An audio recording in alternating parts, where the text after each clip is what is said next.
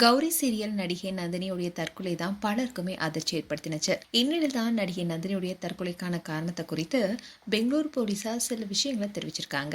அந்த விஷயம் தான் இப்போ வைரல் ஆயிட்டு வருது. கலைஞர் டிவியில ஒளிபரப்பாகிட்டு வர சீரியல் தான் கௌரி. இந்த சீரியல கனகா துர்கான 2 கேரக்டர்ல நடிச்சிட்டு வரவங்க தான் நந்தினி. இரட்டை விடங்கிறதுனாலேயே ரசிகர்களுடைய கவனத்தையும் ஈர்த்தாங்க.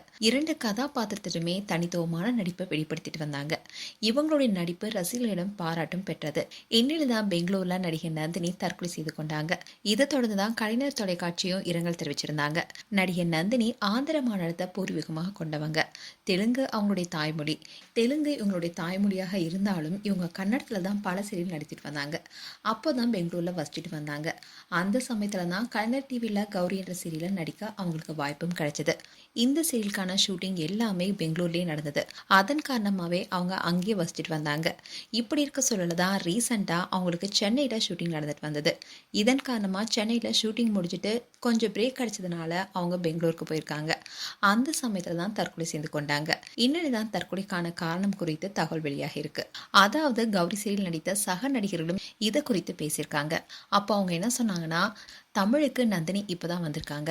முதல் சீரியல்லையே இரட்டை வேடம் கிடைச்சதுனால உற்சாகமா இருந்தாங்க.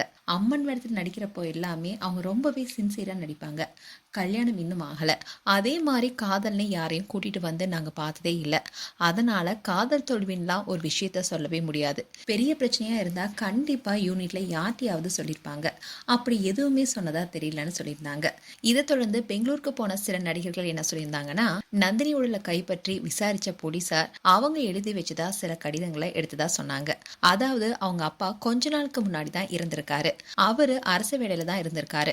வேலையில இருந்த போது இறந்ததுனால கருணை அடிப்படையில நந்தினிக்கு அரசு வேலை கிடைக்கும்னு சொல்லியிருக்காங்க. அதனால வீட்டுல நடிப்பை விட்டுட்டு அந்த வேலைக்கு போக நந்தினிய வற்புறுத்திருக்காங்கன்னு சொல்லப்படுது. ஆனா நடிப்புல ஆர்வம் இருக்கிறதுனால அந்த வேலையில சேர இவங்களுக்கு ஆர்வம் இல்லையா.